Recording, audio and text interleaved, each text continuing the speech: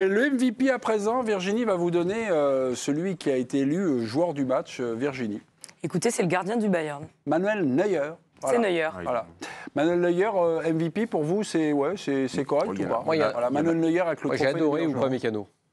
Moi, je l'ai trouvé. Olyssée a fait un grand match aussi. Niabri sur une mi-temps, tu te dis si Niabri a 20 minutes de plus, c'est peut-être lui l'homme du match. Mais Neuer, la faculté d'anticiper. C'est-à-dire que les mecs font les enrouler, il est déjà dans la lucarne en train d'attendre. Donc toujours pas de regret pour le PSG. Non mais Joe, est-ce qu'il y a quelqu'un autour du plateau qui s'est dit qui aurait parié 1 euro que Barcola marque quand il se retrouve en face à face? On se dit tous, non mais c'est vrai. Attends, mais le face-à-face en première mi-temps? Non, celui où il fait un contrôle de dingue avant d'arriver. Oui, première mi-temps. Elle n'est pas facile à mettre. Non, je suis d'accord. Mais si c'est pas Neuer dans cette situation-là, tu sais que c'est mort. Tu sais qu'il va faire son truc avec le genou par terre. Tu sais que c'est compliqué, quoi. Il est en Corse, parce qu'on disait, j'ai entendu Neuer vieillissant, machin, quand il y avait des duels, même sur Lucas Chevalier. Même sur le piqué de Zaïre Emery. Il reste magnifique. Parce qu'il est beau, le piqué de Zaïre Emery. Il est bien joué. Et le fait qu'il laisse sa main comme ça... Il fracasse la cage, Zaïre Emery. Ouais, mais c'est pas bête, parce qu'il le voit partir. Il le voit partir. Je sais même pas s'il est cadré. Il peut pas arracher la cage parce qu'il arrive de 3/4.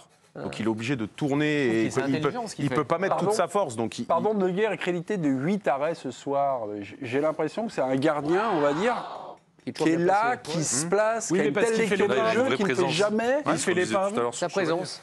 Sur l'enroulé de Vitinha, il y en a une où il l'attrape assez facilement. Du beau, ok. L'enroulé de Vitinha, elle est plutôt, le tir est plutôt beau. Et tu vois sur l'autre angle qui est derrière la cage, ce qu'on appelle la pêcheur. Il a déjà fait les deux. Il a fait les 4 petits pas avant. La technique, c'est son truc. La caméra qui est derrière, c'est la pêcheur. C'est le meilleur moyen de suivre. Nous, on a le chasseur et lui, il a la pêcheur. Non, mais tu vas baptiser l'intermittent du spectacle, là, si vous continuez. Mais on parlait de... Tout à l'heure, j'évoquais un peu Chevalier.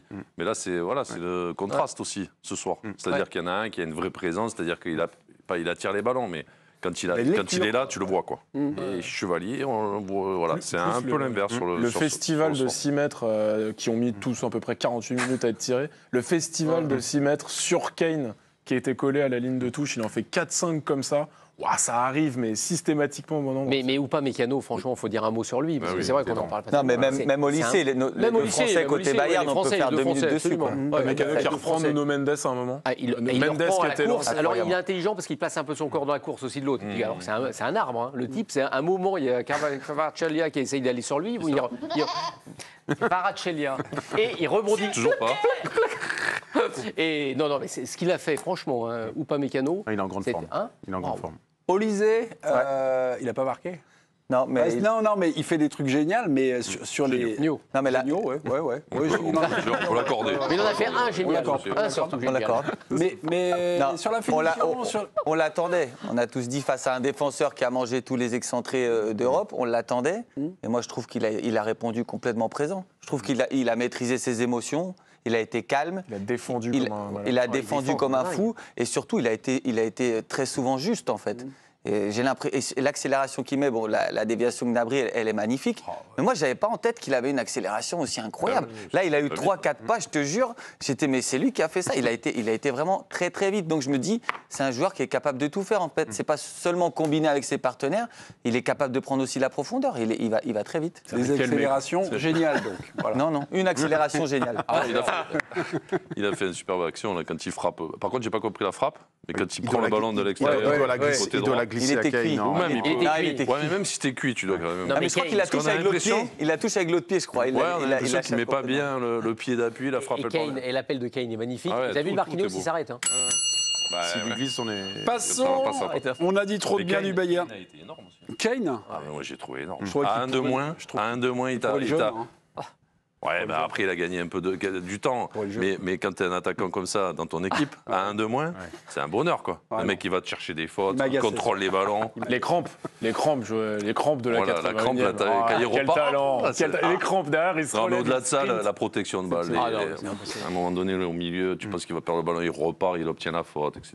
Et à chaque fois, tu demandais un jaune. Je pars vers là. C'est insupportable. Flop Paris Saint-Germain, Giovanni, qui est le Parisien qui vous a le plus déçu pour vous ce soir?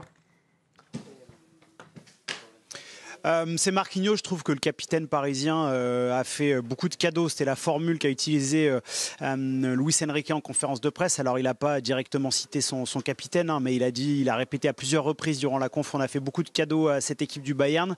Voilà, je trouve que Marquinhos, dans ses relances, parfois n'a pas été inspiré, même si ses coéquipiers lui ont pas toujours donné de bonnes solutions, mais je l'ai trouvé fébrile au duel, je l'ai trouvé pas bon du tout ce soir pour son retour. Donc voilà, Zabarni étant pas au niveau en ce début de saison, suspendu ce soir, l'axe droit de la défense parisienne. En plus, il y aura l'absence de Achraf Hakimi à compenser.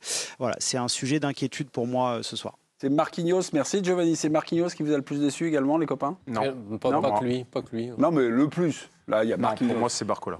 C'est Barcola. Ah ouais. Je trouve qu'il est dans une phase vraiment très mauvaise, descendante, même. Centre je dirais. de Nuno Mendes et puis il rate sa frappe là. Il fait un très bel appel sur cette occasion dont on a parlé là juste avant, mais je trouve que son match, il est un contrôle orienté aussi en même temps où il part. C'est tellement décevant. Je veux dire, il a pu cette magie là qu'il avait la saison dernière. Je trouve qu'il s'est éteint un peu. Même si il a été valeureux, mais je trouve qu'il s'est éteint. Il n'y a plus ce côté. Et comme joueur qui ressortirait, il y aurait qui? Moi, j'ai bien aimé Barcola pour finir. Moi, j'ai bien aimé Barcola. Juste pour finir sur Barcola, je trouve que s'il veut vraiment passer un cap, il faut qu'il travaille la finition. Parce que moi, je trouve qu'il a même sur un match moyen comme ça, il se crée quand même 2-3 belles occasions. Il conduit 2 balles. Et il y a des trucs. Ouais, mais il y a des trucs où tu vois, il doit être plus décisif. Et je trouve que aujourd'hui, on en parlait la dernière fois, c'était la différence avec Doué. Doué, quand il a 1-2 occasions, c'est déjà au cadré, c'est déjà le bon geste. Et Barcola. Ouais, mais Barcola, s'il veut passer un cap, tu vois, celle que tu dis, le centre de Mendes. Centre de Mendes, et puis rate. Ça doit être mieux, quoi. Il faut mieux fait, quoi. De toute la bande, là, Barcola, de toute la bande des offensifs pseudo-interchangeables, même s'ils ne le sont pas tant que ça, c'est celui, je trouve, qu'il y a un seul registre. Que Guevara, il peut revenir pied droit, enroulé, il peut frapper de loin, il peut dribbler, déborder, centrer. Désiré Doué, j'en parle même pas, il peut jouer à tous les postes de l'attaque, et Dembélé également. Bradley Barcola, il le faisait l'année dernière dans la deuxième partie de la campagne à la perfection, mais il a un seul registre, c'est d'être sur son côté, d'éliminer, de jouer le duel et de faire très très mal à son défenseur, avec si possible, de la profondeur. En début de saison, là, on l'a vu mettre quelques enroulés, on s'est dit tiens, parce que peut-être qu'il y a une qualité de frappe qui a été travaillée, machin. Là, il l'a complètement perdu. Il utilise très peu la profondeur. Bah, quand il l'a, mais là en l'occurrence, la grosse action du PSG en première, c'est Barcola qui fait un contrôle de fou. Oui, il faut le dire qu'il dans le match, il y va une fois et demie. Il y va de moins en moins. Et en fait, tu sens en plus que parce que là, il jouait vachement dos au jeu, parce que le Bayern défendait vachement bien, tu sens que plus le déchet technique s'accumule, plus mentalement, et je suis d'accord avec Ludo, il est un peu en régression, quoi. On dit au revoir à Giovanni Castaldi. Giovanni, au revoir. Vous saluerez pour moi l'homme qui vous a mis en lumière. Bonne soirée. Bonne soirée. Vous pouvez passer à table et cette fameuse salade qui régale les réseaux sociaux. Merci, Giovanni. C'est pour moi. Jérémy Jalingros, le Parisien qui vous a le plus déçu. On a fait le tour. Oui. On l'a fait le tour. Ils sont nombreux.